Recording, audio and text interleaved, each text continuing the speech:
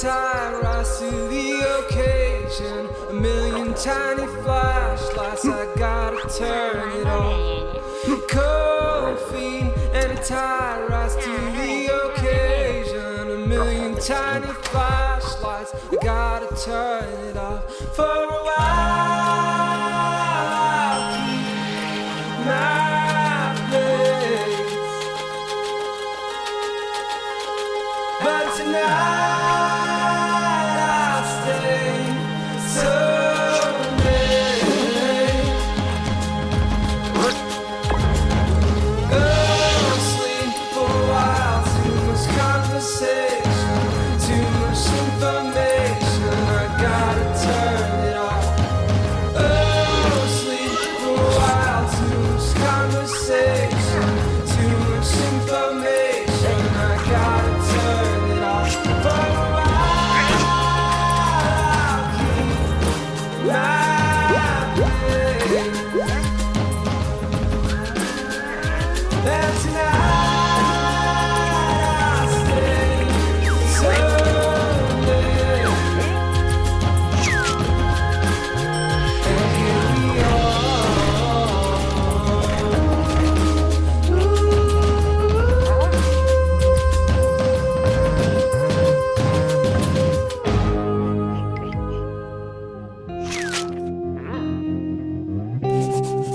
Gotta turn it off.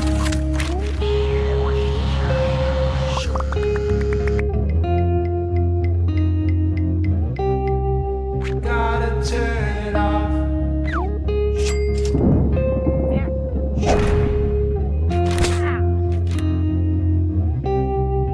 Gotta turn it off.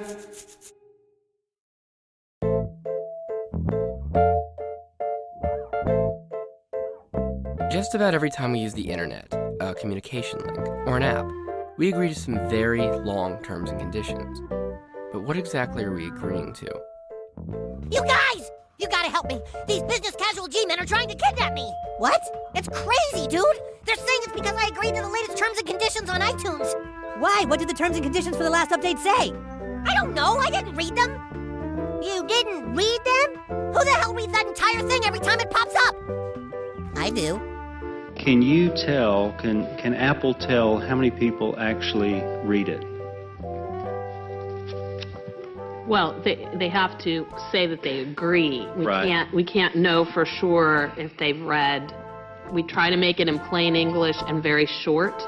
If I were trying to make a user agreement uninviting, I would choose a small font, a sans serif font, and I would set it in all caps. Okay. Because what happens then is that you have type that becomes a texture rather than words and spaces. No one has read the terms and conditions. No one in the world. No one, even the lawyers who wrote it like this. You come to a website and they have a set of rules, usually described in terms of services, and then they have a privacy policy. And as soon as you start using the service, in essence, you have agreed to the terms of service and the privacy policy. Do these terms and conditions that we sign up for even apply? They do. I think if they didn't apply, I think the web would topple over. And so to the extent there have been contract decisions, they've held that these terms and conditions are valid. And this concept is pretty new. For instance, you never had to sign a user agreement for an old-fashioned landline, or to watch TV, or to read a book. But if you use a smartphone, a Kindle, or you watch Hulu, then you do. Violet, baby, don't you sign anything there. What's this all about? Standard form of contract. Don't talk to me about contracts, Wonka. I use them myself. They're strictly for suckers. Yes, but you wouldn't begrudge me a little protection. In fact, if you were to read everything you agreed to, it would take 1 full month of work out of every year. That's 180 hours you would need to spend every year. And according to the Wall Street Journal, consumers lose $250 billion each year due to what's hidden in fine print. Here's an example from LinkedIn's terms. You grant LinkedIn a non-exclusive, irrevocable, worldwide, perpetual, unlimited, assignable, sublicensable, Fully paid up and royalty-free right to us to copy, prepare derivative works of, improve, distribute, publish, remove, retain, add, process, analyze, use, and commercialize in any way now or in the future discovered any information you provide directly or indirectly to LinkedIn, including but not limited to any user-generated content, ideas, concepts, techniques, or data services, use of the LinkedIn, the Apple content, minus any competition you or any third party. So LinkedIn takes pretty much everything forever. You'll find this kind of language in Google, Pinterest, Facebook, pretty much anything that people consider free. Instagram is finding that pictures are worth much more than 1,000 angry words after the company updated its user agreement to say it would have the right to sell posted photos without compensation for use in advertising. And even if you are paying, companies have the ability to make you accept just about whatever they please. In 2009, GameStation, a company in the UK, put some pretty sneaky stuff in their terms.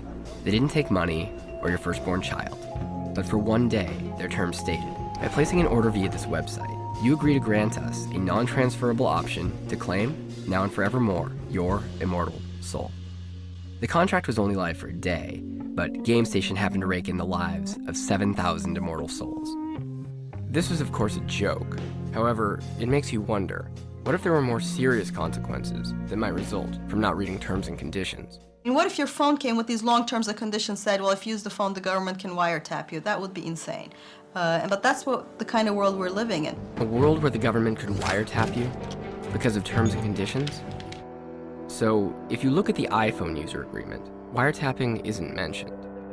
But in AT&T's privacy policy, they say that they can use data to investigate, prevent, or take action regarding illegal activities. Prevent?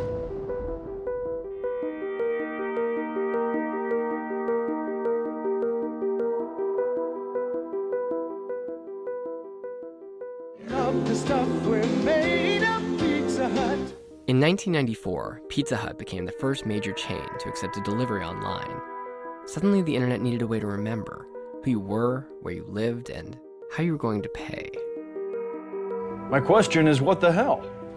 Like, how do they know who you are? Yeah. Okay. There are these things called cookies, where, like, if you go to a site and buy something, it'll remember you and then create ads for other stuff you might want to buy. So it learns information about me? Seems like an invasion of privacy.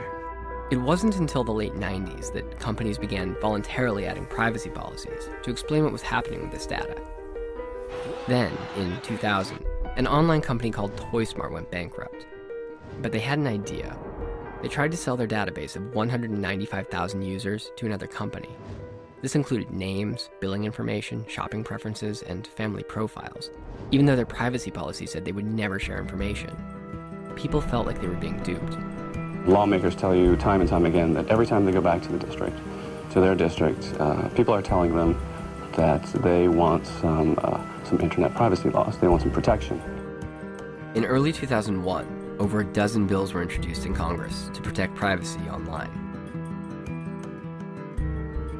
These acts of mass murder were intended to frighten our nation into chaos and retreat. But they have failed. All of the privacy legislation was killed or abandoned, and the Patriot Act was, of course, initiated. The bill before me takes account of the new realities and dangers posed by modern terrorists. This new law that I signed today will allow surveillance of all communications used by terrorists, including emails, the internet, and cell phones. The Patriot Act expanded the ability of the federal government to do surveillance in a lot of little ways. You don't need a judge's approval, for instance, to find out what website someone visited, what search terms they typed into Google. The question of your, if you will, information being retained by Google is not really at this point a Google decision. It's really a political or public policy decision enforced by different governments in different ways. What if privacy policies weren't about protecting privacy at all, but rather taking it away? Let's take a look at Google's privacy policy around this time to see if any changes were made. So here's Google's privacy policy from December of 2000. Google may also choose to use cookies to store user preferences. A cookie can tell us this is the same computer that visited Google 2 days ago, but it cannot tell us this person is Joe Smith, or even this person lives in the United States. And here's the privacy policy from 1 year later, in December of 2001. Google does this by storing user preferences in cookies and by tracking user trends and patterns of how people search. Google will not disclose cookies to third parties, except as required by a valid legal process, such as a search warrant, subpoena, statute, or a court order. Now, it's important to note the fundamental difference between these two policies. One says that you're totally anonymous. The other says, when necessary, you're not. But here's what's strange. So the first screenshot you saw of Google's oldest policy was taken by a non-profit internet archival service. It records what websites used to look like by taking snapshots, and it's been doing it since the 90s. Now, Google also lists the history of its privacy policies on its own official archive page. In their archives, they state they've got every privacy policy that goes back to the beginning. But what Google shows as their original privacy policy doesn't match that of the archive service. Instead, they show the policy from December of 2001, the one that says that users are not anonymous. Google claims this is their first privacy policy, which it isn't. So why would Google not include its original privacy policy on its own archives page, the one that said you would remain anonymous? What if the data collection that the Patriot Act required became the foundation of a whole new business model, and the foundation of the modern internet as we know it? Would that be something worth covering up? Even though we don't write checks to Google, and that's one of the reasons we kind of like the company, it doesn't mean that Google's really free, or that we are free in the liberty sense when we use it. It might feel very different if Google was effectively a $500 a year service, because that's the value of the data that you're providing. I mean, that was a really critical finding, in that advertising could be, targeted based on information that people were somehow, supplying about themselves. Suddenly, you didn't have to wonder, was somebody watching my commercial? You knew someone clicked on my ad. That meant that they paid attention to it. In 2012, Google was one of the most valuable stocks in the world. And Mark Zuckerberg, the founder of Facebook, had become one of the richest men in America. My job is to help investors figure out for themselves what this thing's worth. So I look at what Facebook has as an asset, which is 900 million people and a ton of data on those people. And I say if they use 10% of that data, they're going to be the most valuable company ever. When personal data is worth this much, why would Google or any free internet service be opposed to the data retention that the Patriot Act required? Anonymity wasn't profitable. The people who are willing to give up a little bit of information in exchange for having access to something that's free or something that's fun, or a free taco. I don't think that ever changes, right? You always want something free. And plenty of people are willing to provide information to get that. And plenty of companies picked up on this fact.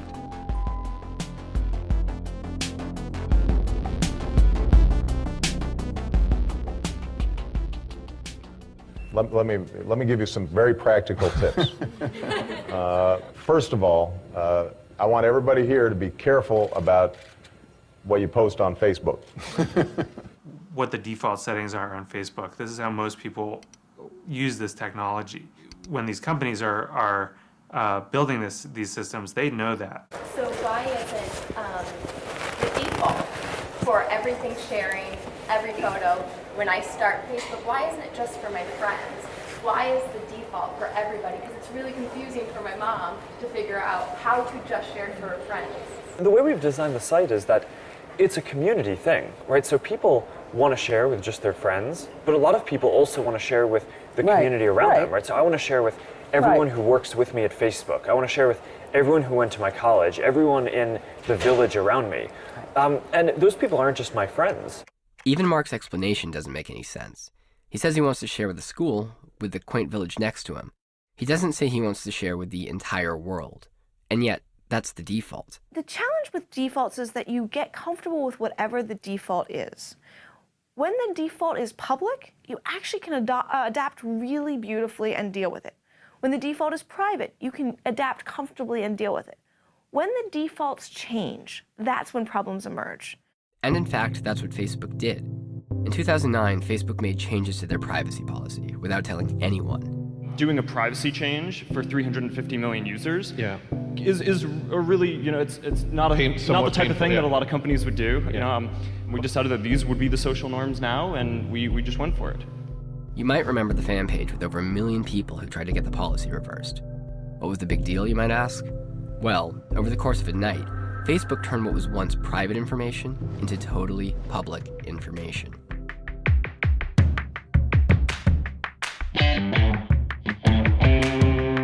These platforms have an incentive to keep as much information about you and make it as visible as possible. It's almost the question then becomes, what's What's the less forgivable sin?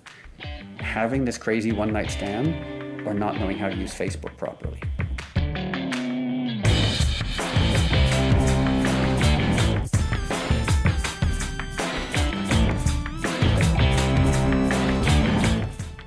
Most relationships in your life, it's very good that the other person doesn't know everything you've ever said or scribbled or thought.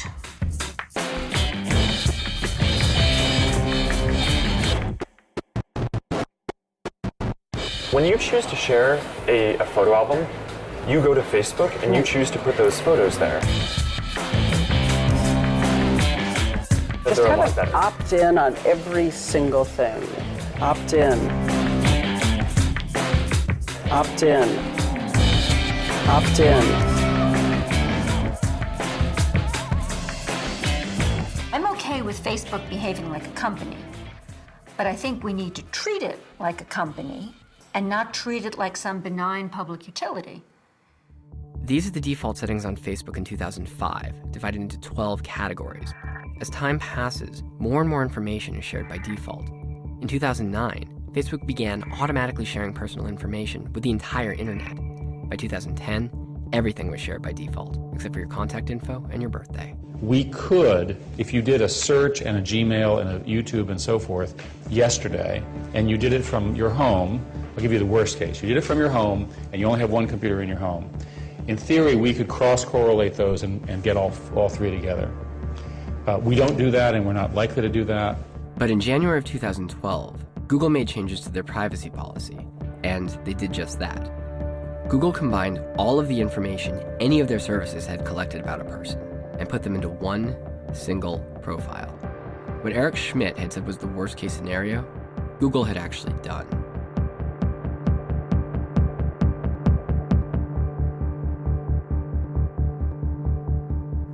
How can you honestly sit here and tell this committee this is not a growing problem?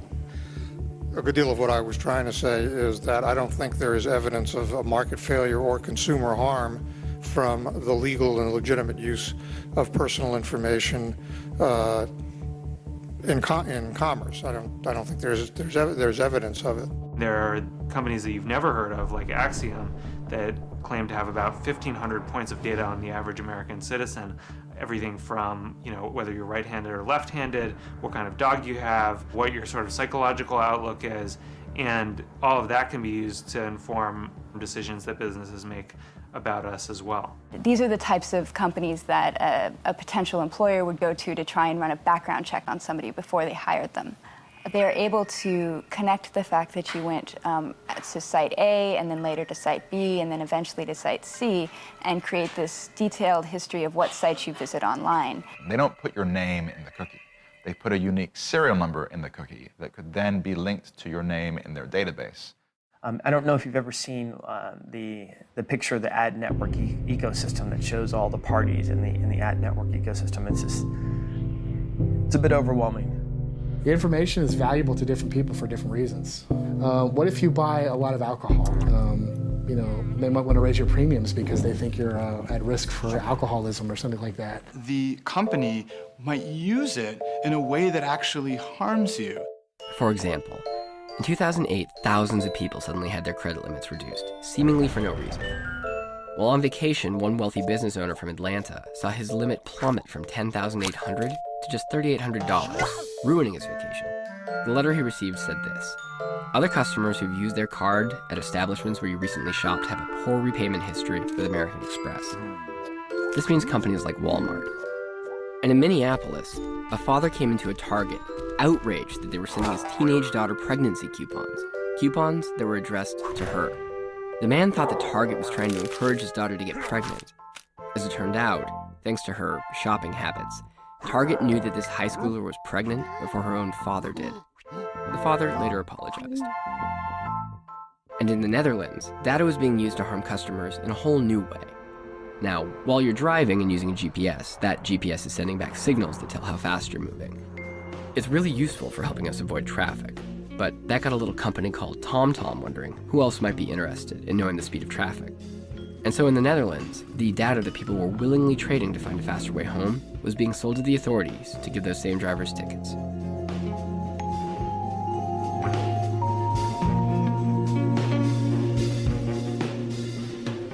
Is the reason we don't have any baseline consumer privacy law because of the FBI? No. That is largely due to lobbying by companies that have built extremely lucrative businesses around these business activities and don't want to do anything to disrupt that. Under Facebook's terms and conditions, a user must be 13 or older. Despite this, according to a recent Consumers Report study, an estimated 7.5 million users were younger than 13. First of all, we don't allow people to have accounts under the age of 13. And my reaction to that is that's just absolutely indefensible. I mean, it's unbelievable that you would say that. Well, Senator, I just want to say we really emphatically agree with your points. They say that Facebook sent an army of lawyers so that the final privacy legislation that emerged in 2011 was watered down significantly in a way that wouldn't affect Facebook's business model. My name is Alan Davidson, and I am the Director of Public Policy for Google in North and South America. My message today is simple. As we've heard, mobile services create enormous social and economic benefits. I reject the notion that privacy protection is the enemy of innovation. It absolutely doesn't have to be and isn't. It was an expensive year of lobbying for these big companies. Google spent 5 times as much as the year before, and Facebook spent 4 times as much. Senate Bill 242 will protect users of social networking internet sites. It will protect these users from identity theft and from unwanted contact by keeping their private information private, of course, unless they agree to share it. I know that many members, including myself, do not want to negatively impact a very important industry for the state of California. Individuals involved in this industry don't want to see any regulation whatsoever. So I think that's really the key.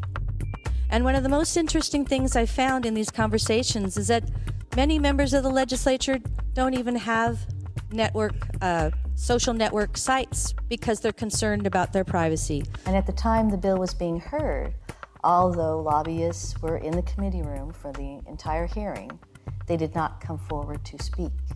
So it was sort of an interesting process, sort of a stealth killing of the bill without the opportunity for the public to really see who was in opposition. So people like Google and Facebook were in strong opposition, Facebook in particular. What did Facebook have to lose? You know, I really do not understand their logic, and you'd have to ask them about that. But when I analyze an issue like this... I'd love to ask them about that. They won't talk to me, so... I'm not surprised. I don't think the rules of law and regulation necessarily apply when it comes to, interacting with, a company that wants to sell you something. Yeah, we should be worried. But worried about what? Sure, the data collection allowed by privacy policies had fueled commerce, but was there something more serious we were agreeing to?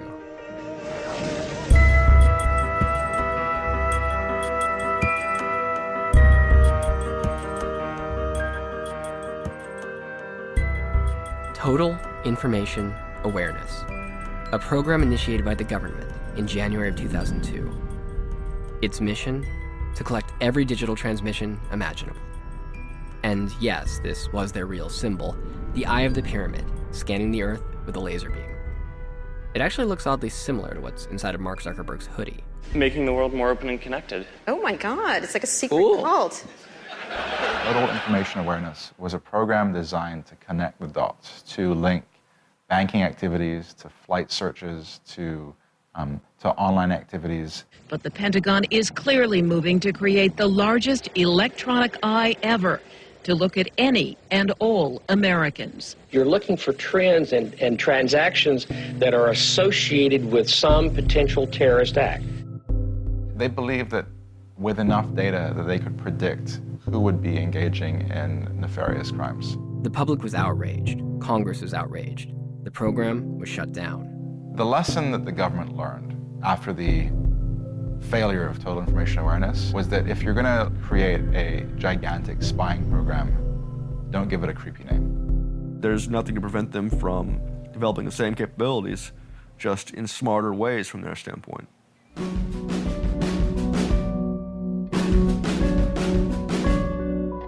A wiretap requires a court order. Nothing has changed, by the way. But in reality, lots had changed.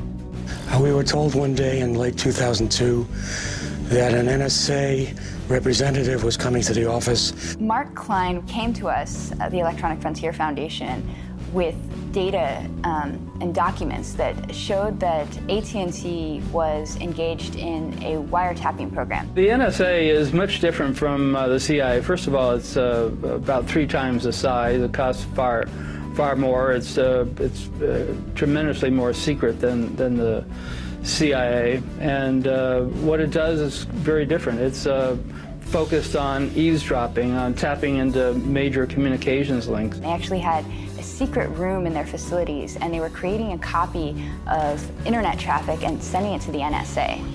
So in a sense, they are vacuuming up, scooping up every... They are blindly vacuuming up everything going across those links. And you're certain of that? I'm certain of that. So President Bush owned up to it.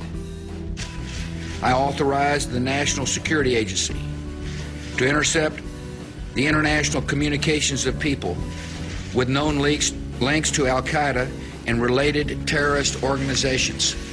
It's taken less than 24 hours after the Bush presidency ended for a former analyst at the National Security Agency to come forward to reveal new allegations about how this nation was spied on by its own government. The National Security Agency had access to all Americans' communications, faxes, phone calls, and their computer communications. Is there a recording somewhere of every conversation I had with my little nephew in upstate New York? Is it like that? It would be everything, yes. It would be everything.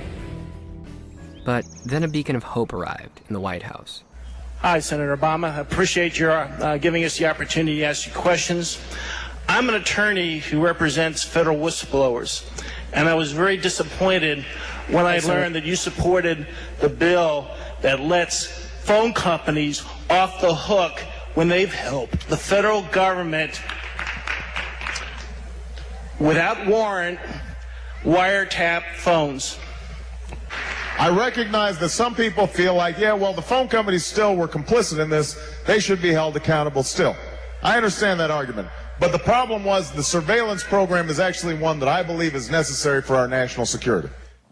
So they were immune, but that means that the programs are still shut down, right? The programs are shut down? Yeah, the wiretapping program. And I have no reason to believe that the wiretapping programs have been shut down. No, if the wiretapping programs had been shut down, then I don't believe that the government and AT&T would still be fighting in court for the legality of it. So Barack Obama hasn't changed anything? No, Barack Obama did not shut those programs down after he took office, even though he had threatened to before he became president.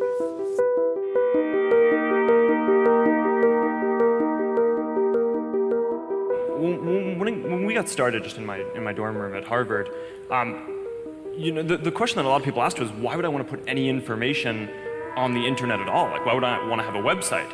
And people have really gotten comfortable not only sharing more information and different kinds, but more openly and with more people. And that social norm is just something that's evolved over time.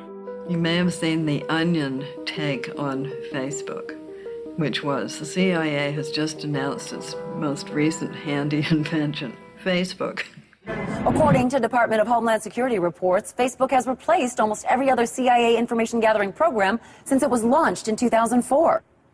After years of secretly monitoring the public, we were astounded so many people would willingly publicize where they live, their religious and political views, an alphabetized list of all their friends' personal email addresses, phone numbers, hundreds of photos of themselves, and even status updates about what they were doing moment to moment. It is truly a dream come true for the CIA. You know, the FBIs and the NSAs of the world are appreciative of the fact that Google and Facebook have built business models around collecting user data because it makes their jobs much easier. That article in Time started with this anecdote. They're sitting in their transparent cubicle in their open space in Facebook. Robert Mueller was the one man in the room with a tie on, and he was older in a suit, And he comes in and he says, I was just in the building and I wanted to say hello to Mark Zuckerberg. So he says hello to Mark Zuckerberg, little chit chat, and then he leaves. And everybody's saying, what the hell was that? Now, nobody asks the question, why was Mueller in the building? He's the head of the FBI. On the one hand, Mark Zuckerberg has said he wants to create a more open society, and Facebook is a way to do that. On the other hand, you know, there's a lot about the way that Facebook uses information that people don't know. If only there was a way of knowing how much information these companies were storing about us. Well, in the case of Facebook, we learned some pretty interesting things thanks to one student in Austria.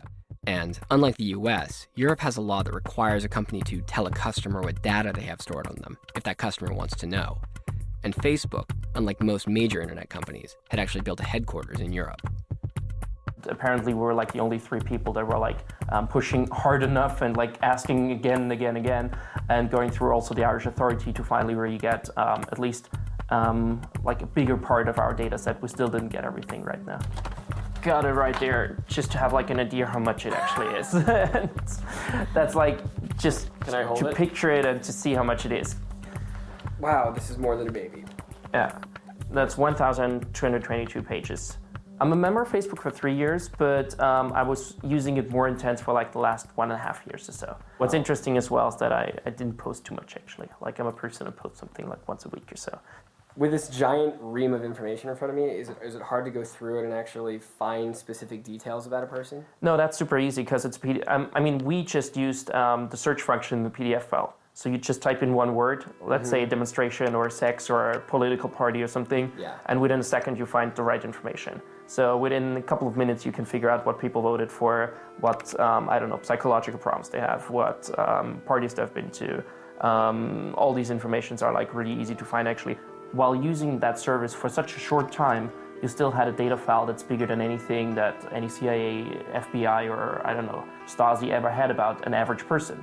If you hit the remove button, it just means that it's flagged as deleted. So you hide it actually from yourself. But anyone like Facebook or any government agency that wants to look at it later can still retrieve it and get it back. And that means that it's there for an indefinite time. Even though you hit the delete button and they ask you 3 times if you really, really want to delete it. It's not actually gone. It's not actually gone, it's still there.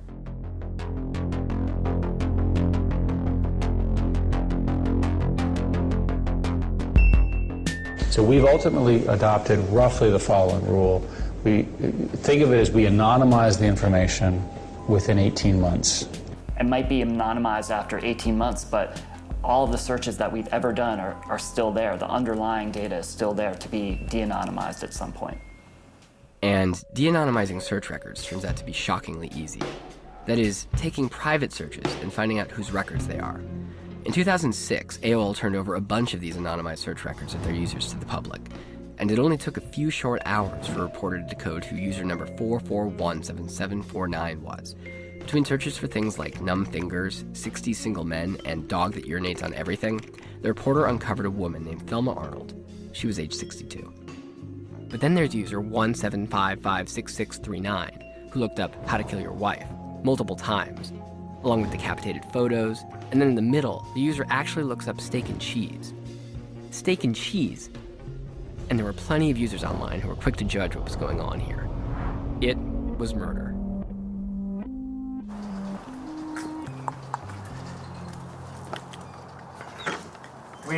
Hey, old friend. So, let's take a seat and I'm going to show you something. Okay. What I'm showing you here is a list of anonymized search records. These records were released by AOL. Are there actually things on this list that you know you've searched for before? Sure. Yeah, I have definitely looked up car crash photos. I've definitely typed in decapitated. I've definitely looked up dead people photos. I've definitely looked up wife killer. Yeah. In fact, I've looked up every single search term I'm looking at here. You see, Jerome had been a writer on Cold Case, a TV show where each week cops have to solve a murder mystery. That's always what scared me when I was entering those search terms, was if there's some sort of automated system that just red flags you based on the search term, they're not going to look and say, oh yeah, he was probably working on a TV show, and that's why he was just Googling how to murder my cheating wife. I just wanted to confirm that I had not murdered you and that you were alive. No, I am allowed to come out of this room. And our baby's safe. Okay, good. It has a clean diaper. Oh, thank God. So we can rest assured you are not a murderer. I am not a murderer. You are a writer. I'm a writer. Okay. Glad we could clear that up. Glad we could clear that up. So, what would happen if that red flag system did exist? If a dad like Jerome might someday have his door knocked on because his search records became public.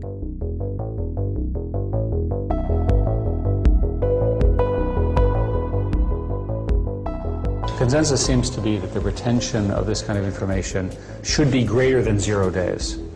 And the reason it has to do with police actions, terrorists, Patriot Act, all those sorts of things. It turns out that in this environment, the digital environment, there's a loophole to the Fourth Amendment, which is if a third party collects a lot of this information, the government doesn't have to go through those same hoops. It's called the third party doctrine. The third party doctrine means that when you, a consumer, share your data with a bank, with an email provider, with a search engine, with any kind of technology company, you have basically given up what would have been your Fourth Amendment protections over that data. For the government to get information from a Google or a Facebook is a lot easier than the government doing it itself and putting a wiretap on our phones. Large companies like Google and Facebook receive thousands of requests a year from government agencies. Facebook has 25 employees doing nothing but surveillance. And these companies routinely receive requests, they process the request. You may be surprised to hear that secret searches of email by the government seem to be commonplace. Law that governs when the government can get electronic communications, like emails and things that are stored in remotely, was written in 1986. And it can have effects that allow the government to at least claim that they should be able to get location data without a warrant. Or at one point, the government was claiming that it doesn't need a warrant to get emails that you've opened.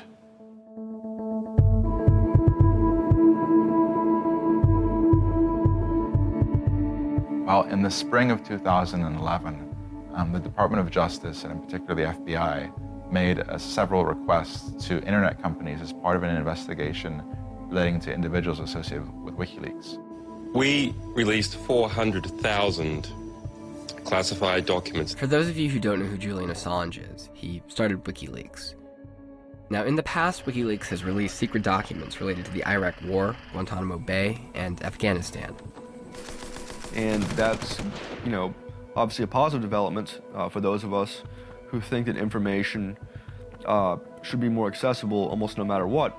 And obviously it's a threatening development to those institutions like corporations, in many cases, that depend on secrecy. I condemn the action that WikiLeaks has taken. It puts at risk our national security. Twitter received an order that requested data regarding certain Twitter users. These were all users that were related to the whistleblower website WikiLeaks. However, it wasn't just an order, it was actually a D order, and it came with a gag order. It required that Twitter never speak publicly about the fact that they had received this request. Denouncing the move, Assange said he believes other American internet companies, such as Facebook and Google, may also have been ordered to disclose information. Companies like Amazon, Yahoo, Dropbox, even Facebook will be capable of handing data to the government without first informing users. Even if you think what the people are doing is wrong, that's why the First Amendment exists, to protect unpopular people engaging in unpopular speech. But Twitter fought back. They released the information to the users and let them know ahead of time, and they were successful in getting the gag order overturned. Meanwhile, Amazon, PayPal, MasterCard, and Visa, they all gave in to the pressure regarding their users. A culture of loyalty to not you, but a greater cause is important to be successful, it seems like to me. And it's disloyal, in this case, to the country. While President Bush might think it's disloyal, thanks to Twitter standing up for the privacy of activists like Julian Assange, you can now be shown this. Today, we release over 287 files documenting the reality of the international mass surveillance industry. An industry which now sells equipment to dictators and democracies alike in order to intercept entire populations. 9/11 has provided a license for European countries, for United States, Australia, Canada, South Africa, and others to develop spying systems that affect all of us.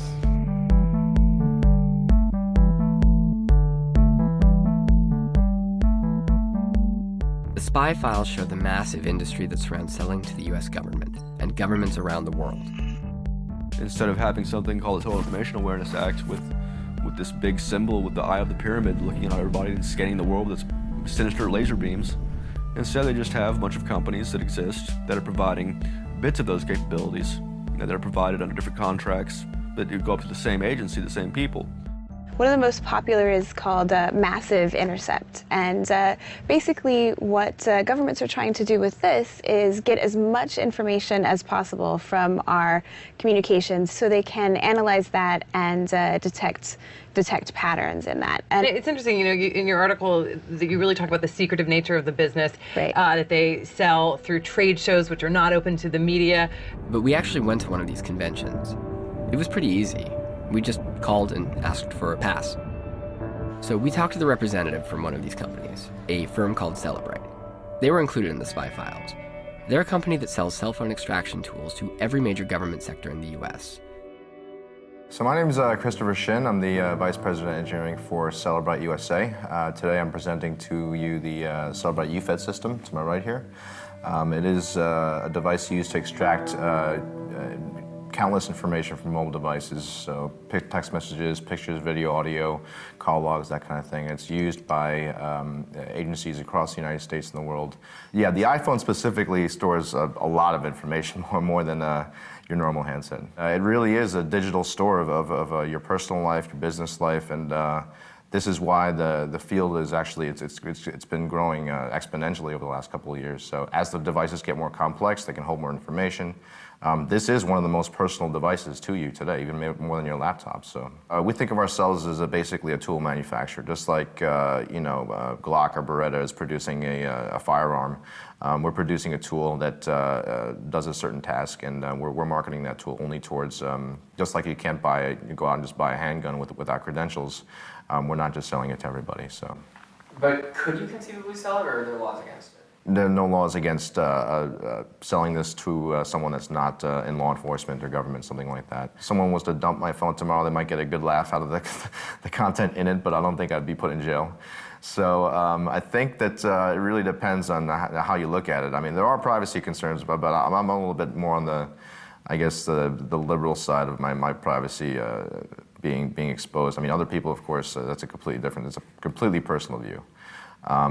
My device, my phone itself, I mean, I actually take that back. I have a lot of work-related information on my BlackBerry.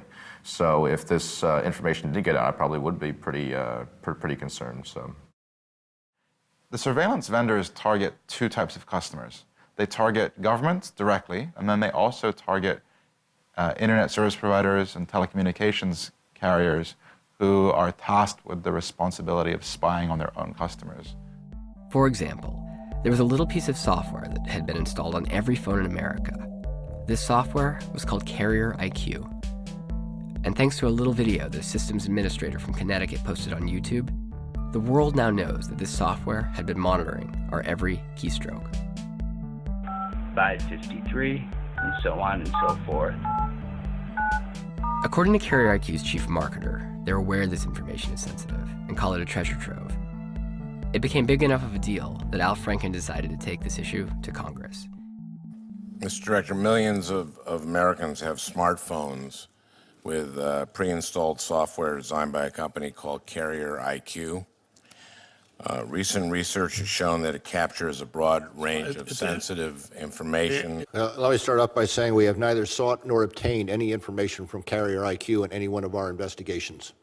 Okay, not directly from Carrier, but what about from the wireless carriers? No, I don't believe so. If you're specifying the use of the carrier IQ software in by a wireless carrier, have we sought that? I do not know in the information we seek from wireless carriers or what have you, and I'm not talking about carrier IQ, I'm talking about wireless carriers that we may obtain information that in some way carrier IQ may have been involved with. Why would the FBI need carrier IQ to send them all of this information? After all, they could be using any of these services that were included in the spy files. Take this product, for instance, Scan and Target, which claims that it can search through the SMS, the IMs, Twitter, emails, Facebook, blogs, and forums, all while analyzing huge volumes of information in real time. Or Finn Fisher, which demonstrates how police can infiltrate anyone's system through a variety of videos that used to be available on their website. They even show the agent hacking into Google and Facebook in their demo. Who has this kind of equipment? Massive interception equipment is sold by surveillance vendors around the world. So it's really up for grabs for anyone who wants it and can pay the price. The Finn Fisher system was sold to Egypt to monitor people who oppose their leader. These are the actual documents. It even includes training for 2 to 4 people for the low price of about 11 grand. Or the Hacking Teams project, which advertises that it can track hundreds of thousands of cell phones, all on one system. Or software like Kapow, that analyzes all social networks, with features like the ability to search out keywords and phrases. Everything that happens on Facebook, and it shows the frequency of conversations between one person and another, and all that kind of thing. That allows for a lot of profiling. It creates massive databases for law enforcement to exploit and often misread. With hundreds of companies offering these services, why would the FBI need to use carrier IQ? Everything coming from a cell phone, everything coming from a computer, anything that's going over the internet out of the country or even internal within the country can be monitored using this kind of equipment.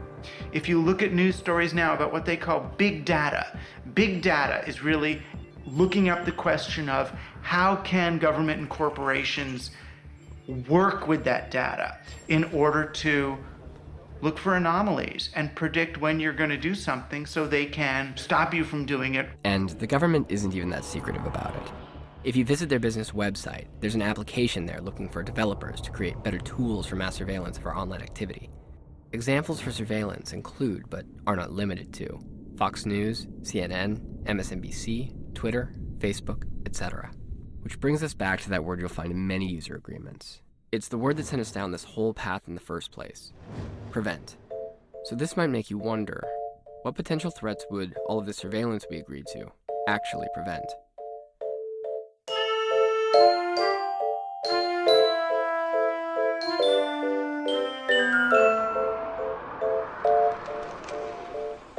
Basically, January the 3rd, 20 days before I go on holiday, I tweet, "Are you free this week for a gossip/prep before I go destroy America?" Ended the tweet with a kiss, as threatening as that is. 20 days later, get on a flight, go to LAX. We had a hotel in Hollywood Boulevard. We were just gonna potter around for a week, just looking around, just being tourists. Got off the plane, went through the passport control, swiped my passport through, and they're like, "Can you come this way?" And I was like, it's because I got an Irish passport. I thought maybe Irish people is like stereotype, IRA bombers. They went through my suitcase, and I was like, "Oh, what are you doing?" And then when they pulled me into the holding room, I was questioning me for 5 hours about whether I had a Twitter account. I was like, "Are you being serious? Are you actually holding me because of a tweet?" And they're like, "What do you mean by destroy America?" And I was like, "To party, it means to go wild, get drunk." Any moron that could read that tweet can see what it's meant as. Like, it ends with a kiss. I'm sure, like, Hitler doesn't end his memoirs with a kiss or whatever he did. So then they moved us to a holding room. But then at midnight, the staff changed over and they weren't aware of what we were there for. So they handcuffed us, stuck us in the back of a police van, and then took us to a downtown, like, prison detention center. Innocent people shouldn't be treated like absolute dirt. And they were dragging us around, pushing us into walls. Sounds like a horrible vacation. Is the government refunding you at least? No, they won't comment on what happened. Well, if I'd put I was going to paint the town red, they'd have me done for graffiti as well, wouldn't they? When I go to other countries, this is going to show up that I got refused from America, so more than likely I'm now going to get dragged off at every airport and questioned about what happened, and I have to explain to them that it was a tweet. I'm Italian, Irish, French, Portuguese, Native American, Black, I'm even like 1/18th Avatar. This is Joe Lipari. Joe Lipari had had a rough day at the Apple store. He had been forced to wait in line for 4 hours before finally leaving. So I get home from the Apple store, still a little irritated, smoke a little dope, put on Fight Club, just trying to relax, go on Facebook. And this button-down Oxford cloth psycho might just snap and then stalk from office to office with an Armalite AR-10 gas-powered semi-automatic weapon. And I said the same thing, but except the Apple store. pumping round after round. And, basically word for word, except for where. Hanging out on Facebook, getting ready to go to yoga class, and there's a shave and a haircut. 2 bits, knock on my door. So I was like, hey, maybe somebody's here to watch Fight Club with me. Open it up, boom, NYPD SWAT, their bulletproof vests on, their guns drawn, and they tear the place apart. They really go through everything. When the one cop, finds the box that has all my military awards, he comes bringing it down. He's like, oh, you were in the military? And we start talking Army talk. He sees that I speak the language. And that's when he asked me, he was like, so do you know what an Armalite AR-10? And I was like, that's why you're here, guys. You're here because I made a bad joke on Facebook. It blew my mind. It's the ultimate buzzkill, really. Your Facebook page is brought SWAT to your house. They told me not to go far from New York because I'm going to be needed for all these court cases for a year. They claim one of my Facebook friends called 911, which is another thing I think is bogus. So I asked for the 911 tape, which they keep on file. They have to. And it's my right, it's my stuff. They have to give me my mugshots if I want it. So they come back and say, turns out it wasn't someone that called 911. It was someone that just walked into the police station, and that's something we don't keep a record of. And how'd you get my address? I lived there for 10 days. I didn't update my mailing address yet. All my banking stuff was still going to my old apartment. There was nothing saying I lived there except for a verbal agreement. 3 minutes after being done with my lunch, I was told to go up to the office, and then I would sat down inside the vice principal's office, and I wasn't told what was going on until maybe 10 minutes later. My phone rings, I look at it, and it was the number to his school, and I answer it, and it's the school security guard just giving me a FYI, for your information, just to give you a heads up, the Secret Service is here with the Tacoma Police Department, and they have Vito, and they're talking to him. A man walked in a suit and glasses, and he said that he was part of the Secret Service, and he told me it was because of a post that I made, and it indicated as a threat towards the president. Yes, a 7th grade boy was visited by our FBI because of a red flag that came up in their spy system. I was saying how Osama is dead and for Obama to be careful because there might be suicide bombers. It didn't consider his age, or that his comment about Obama needing to watch out was one of concern. The machine simply determined that based on a series of words, Vito was a potential threat.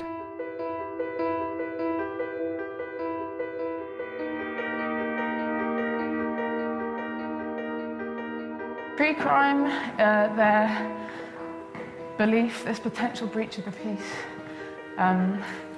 their belief that you might cause a crime. There's pre-crime arrest and minority report. Mr. Marks, by mandate of the District of Columbia Pre-Crime Division, I'm placing you under arrest for the future murder of Sarah Marks and Donald Dubin that was take place today, April 22nd, at 0800 hours and 4 minutes. No, I didn't do anything. This arrest that happened on the royal wedding day when I attended a zombie flash mob wedding picnic. Right. And myself and 4 other zombies were arrested preemptively for potential breach of the peace. Even if you dress up as a zombie, it seems to me that the crime isn't really committed until you eat some brains. Yeah. To be fair, we did have some brain cake. Oh. So there's that. How did they know that you were going to be dressing up as a zombie this day? There could have been emails or anything really. It could have been, it's hard to know, yeah. I think that's the toughest thing, That's the scary right? thing, yeah. Yeah. The indication that they were monitoring private social networks came in the way they were reacting to certain things and asking about certain things. So they were asking about maggots and asking about climbing gear, which they must have heard about through some exchanges on the internet, neither of which was true. Nobody had maggots or climbing gear. Not something that was itself posing a hazard to the royal wedding celebrations. We were nowhere near the royal wedding celebrations, and we had no plan of going near the royal wedding celebrations. Anything that wasn't part of the official, ostentatious, joyous, expensive celebrations of this wedding of two strangers was prevented from happening. And that seems deeply disturbing. You can see that surveillance measures are being used to silence protests before they even happen. This was, of course, the royal wedding. We'd all helped pay for the royal wedding. It was it wasn't just a private wedding. You're arresting a professor of anthropology that runs a street theatre group. One of the keys. Thank you very much. No, we took the keys. We couldn't believe this was happening. We were so obviously a street theatre troupe. Some of us had actually got the costume on, So we were locked away in Lewisham Police Station for 25 hours. Once the whole wedding was safely over, we were let out.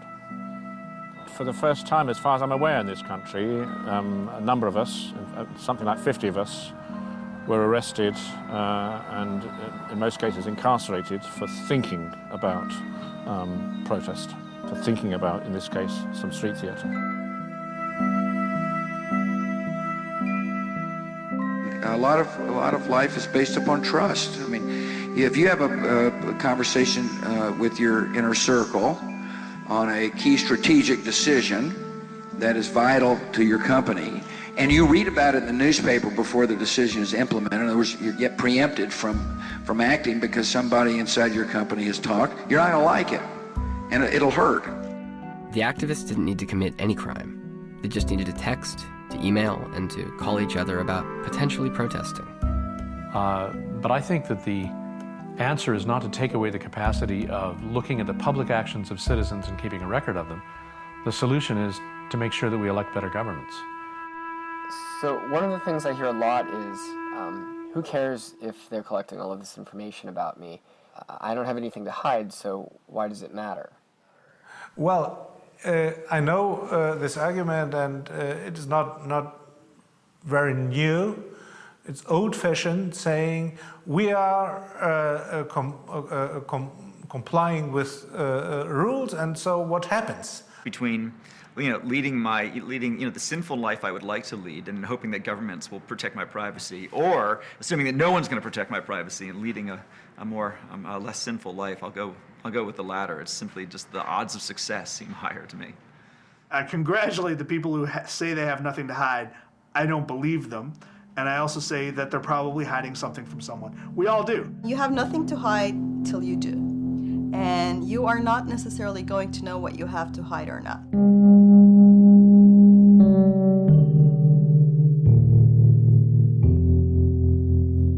You might remember the case of Millie, a teenage girl in Britain who disappeared in 2002. Police in Surrey say they're growing increasingly concerned about the safety of a 13-year-old girl who hasn't been seen since Thursday afternoon. Before the police found her body, her parents were holding on to hopes that she might still be alive. I'd say if someone has taken Millie and is holding her, then please, please give her back to us. Why is that, you might ask? Well, because according to phone records, Millie had checked and deleted her voicemail. We were sitting downstairs in reception and I rang her phone. Yes. And it clicked through onto her voicemail, so I heard her voice. Yes. And it was just like a jump. She's picked up her voicemails, Bob, she's alive. And I was just, it was then, really. As it turned out, members of Rupert Murdoch's corporation had been hacking into Millie's phone, trying to be the first to reveal details of this national news story. Right, I think this is the watershed moment when finally the public start to see and feel, above all, just how low and how disgusting this particular newspaper's methods were. This was a murdered schoolgirl, and the thought that a very tight-knit circle of very senior politicians linked up very closely, intimately, with the police and with the media mogul, Rupert Murdoch. For 30 years, as British prime ministers came and most certainly went, a constant character in their worlds was Rupert Murdoch, the billionaire media mogul whose press... For years, celebrities and individuals like Millie had the voicemails they thought were hidden and private accessed by Rupert Murdoch's corporation at the expense of people like Millie's parents. And it took nearly a decade to expose the misuse of this highly personal data.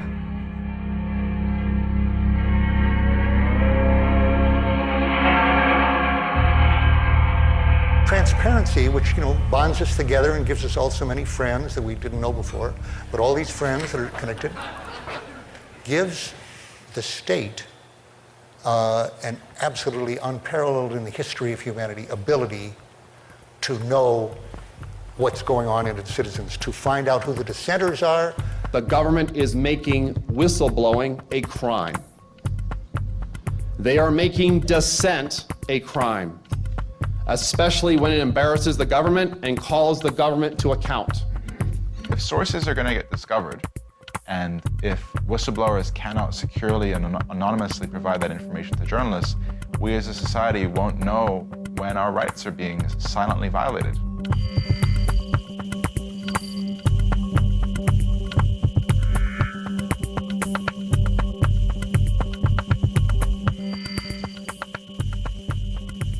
Of course, the president has defended his administration the only way he knows how. If we can root out folks who have leaked, they will suffer consequences.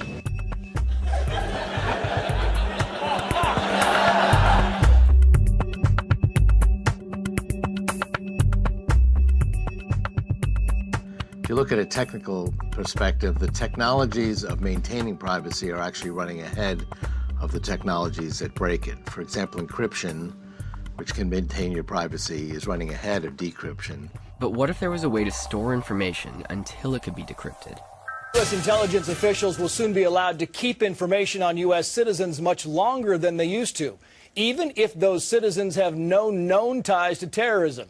Under new rules, the government can store data it gathers for 5 years. That's up from the current limit of 6 months. General Alexander, if Dick Cheney were elected president and wanted to detain and incessantly waterboard every American who sent an email making fun of his well-known hunting mishaps. What I'd like to know is, does the NSA have the technological capacity to identify those Cheney bashers based upon the content of their emails? In the United States, we would have to go through an FBI process, a warrant, to get that and serve it to somebody to actually get it. I see, but you do have the capability of doing it. But not in the United States. There are new questions about the National Security Agency's massive spy center under construction in the desert of Utah. Once finished, it'll be 5 times the size of the U.S. Capitol building. The NSA is not allowed to spy on Americans, but now a whistleblower has come forward saying that the agency is doing it anyway. This massive agency that's collecting a tremendous amount of information every day by satellites and tapping the cell phones and data links and your computer email links and so forth. And then it has to store it someplace, and that's why they built Bluffdale. It's going to cost $2 billion. It's being built in this area on a military base outside of Salt Lake City in Bluffdale. As I said, they had to actually extend the boundary of the town so it would fit into it. And the whole purpose of this is the centerpiece of this massive eavesdropping complex, this network that was created after 9/11. The reality of information technology is it progresses exponentially, only information technology. Exponential growth starts out very slow, looks like nothing's happening, you're doubling tiny little numbers, and suddenly it takes off. And we've seen that with paradigm after paradigm, like social networks in recent times. In 1984, to store 1 gigabyte of data cost $85,000. By 2012, it cost about 5 cents. In the city of Chungking, there are about 500,000 cameras. In 2012, the cost of permanently recording a high-resolution feed was $300 million. By the year 2020, the projected cost is less than $3 million. The UK, being one of the cultures that's introduced cameras, most ubiquitously and most quickly. So far, the population seems fine with it. If they weren't, they know who to call. There are 2,000 cameras, and soon there will be 3,000, all of which feed into this control center housed in a secret location. And I can call up in real time all instances where a camera caught someone wearing a red shirt. This is the shape and the size of a potentially suspicious unattended package. Many police departments set to use controversial new devices capable of scanning people's faces, then checking that information against a criminal database. When we're at war, when you're protecting your society against people who want to come in and kill civilians, you have to be able to defend what we're doing. You have to be able to defend our way of life, and you have to put these powers into somebody's hands. According to the Brookings Institution, this kind of pervasive monitoring will provide what amounts to a time machine, allowing authoritarian governments to perform retrospective surveillance. For example, if an anti-regime demonstrator previously unknown to security services is arrested, it will be possible to go back in time to scrutinize the demonstrator's phone conversations, automobile travels, and the people he or she met in the months and even years leading up to the arrest. The government is using the existence of terms of service to justify the surveillance state that we now live in. The messages are free to use, and most importantly, they're encrypted, so the police can't actually get in there to encrypt what's happened. So that's prompted calls to shut down the entire network. It's easy to justify using these technologies to stop a riot. But shouldn't we be concerned when the government is able to read our emails, text messages, phone calls, search history, to track our movements and limit our free speech? What crime did that 7th grade boy really commit? Is having zombies at a royal wedding really so bad? What about Millie's parents? And what happens when these technologies are used to watch peaceful protesters, like all of the people at Occupy Wall Street or the Tea Party folks? What happens if the government doesn't like tents being set up? Not beating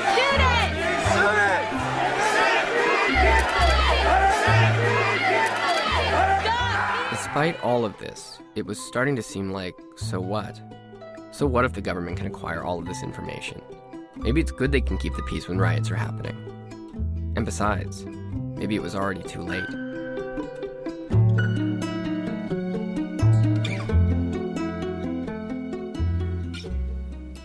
Do you think privacy is dead?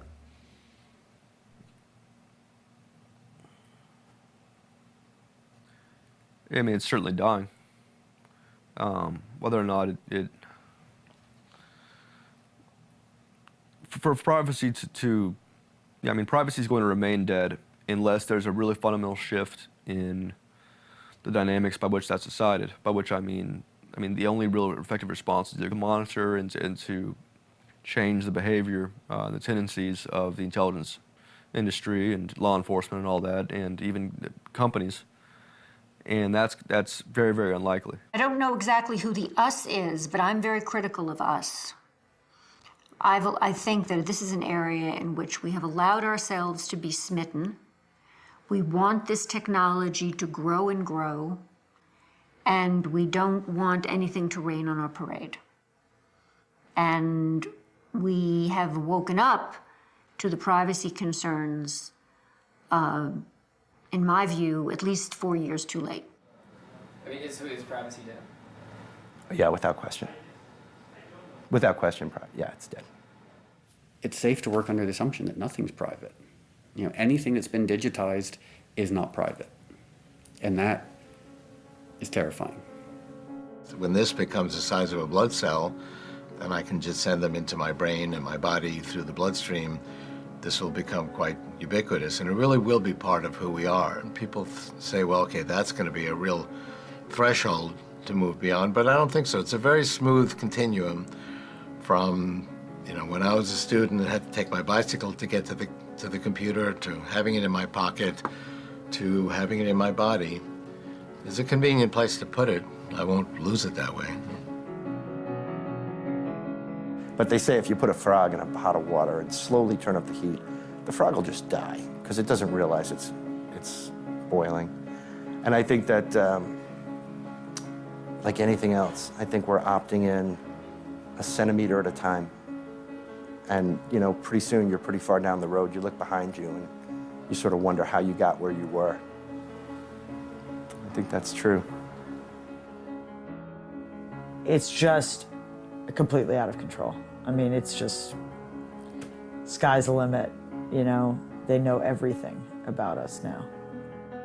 It takes someone. It takes someone who's in charge of laws having what is being done to American citizens done to their email account, done to their Facebook profile. They're going to pay attention to it. All of these powerful institutions, they're not subject to the same invasions of privacy as the rest of us are.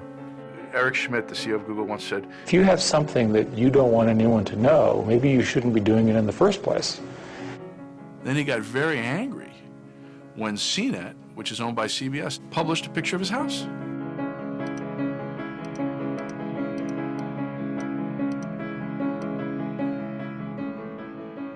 Well, when you ask Google about do not track, they claim we have to understand how to define that before we can implement any technology. Do not track is pretty simple. It means we don't want to be tracked. The only reason Google doesn't understand it is because Google doesn't want to implement it.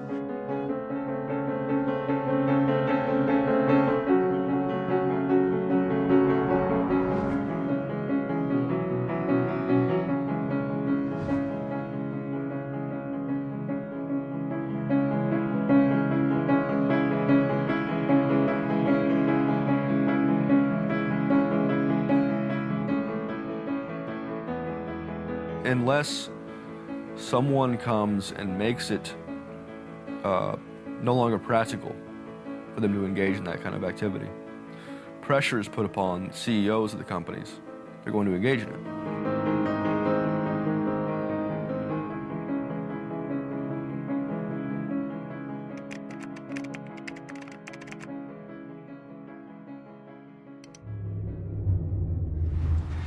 Dawn.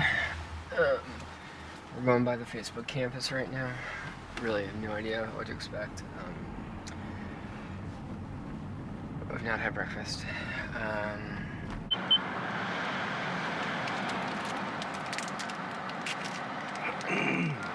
Zuckerberg. He'll know that I checked in here too, so that's good. He knows that I'm right next to his house. Let's see, we have here's the exact quote from Mark. So, having two identities for yourself is an example of a lack of integrity. Lack of integrity. They just did a knock up on his door, so it seems very likely that we might get a Mark Zuckerberg sighting today.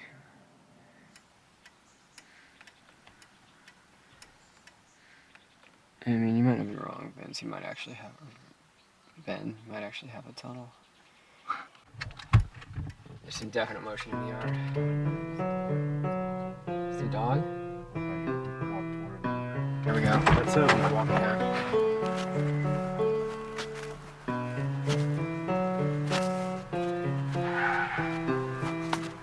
Mr. Zuckerberg? Hey, I'm working on a documentary. Got a little blog here, but wondering if I could just ask you a couple questions. No, sorry. Really? I have to organize Can all this I stuff. ask, do you still think privacy is dead? What are your real thoughts on privacy? Are you guys recording? We are. Can you please not? I can stop, yeah. All right.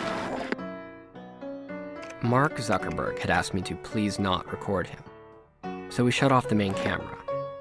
But since Mark doesn't seem to mind storing our data after we think it's been deleted, this only seemed fair. Can you please not?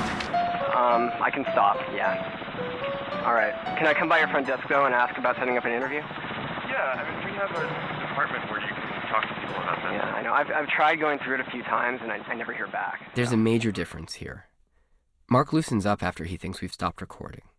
And you see that? That right there. That's a smile.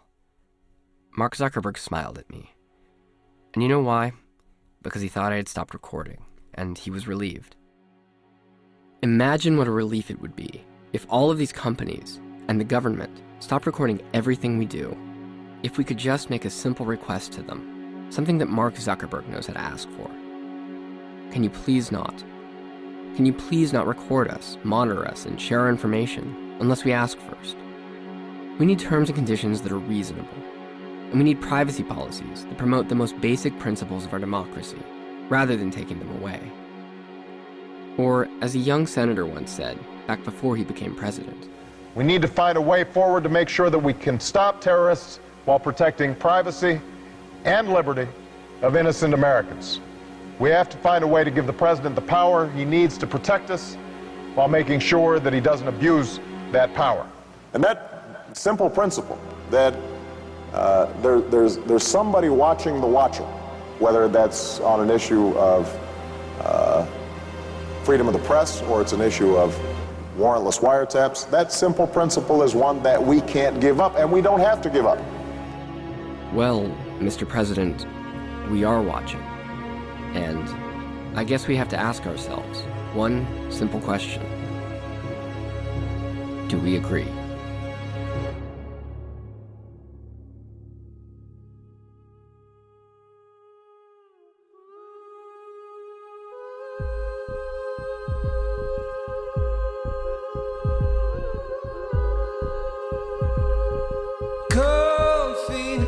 Tie rise to the occasion. A million tiny flashlights, I gotta turn it off.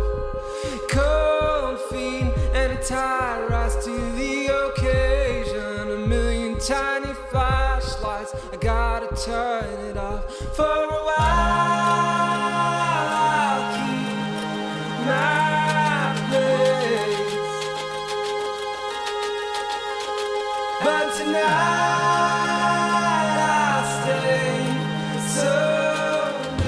Washington is caught in its very own episode of Spy versus Spy. The tactics once employed by top intelligence gathering teams at the CIA, sifting through IP addresses, emails, and fake drop boxes, have now been turned against the intelligence community's top official.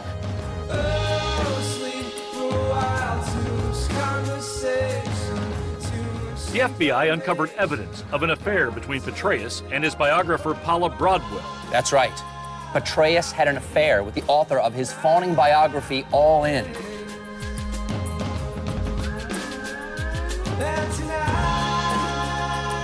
These did not implicate criminal activity.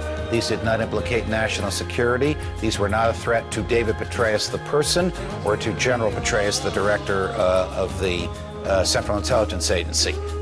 Those are not my words. Those are the FBI's words.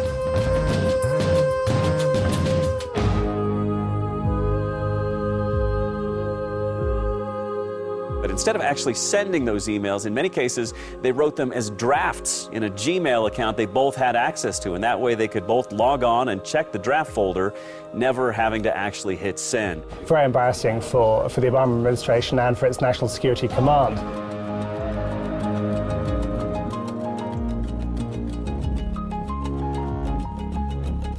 It's troubling because there are laws that the FBI has to follow, and he has the right to be protected from an unwarranted, unjustified investigation by the FBI or anyone. People don't really know how they're being monitored, and they think, well, hey, if it's working, if we keep stopping another 9/11, then it's quote, worth it.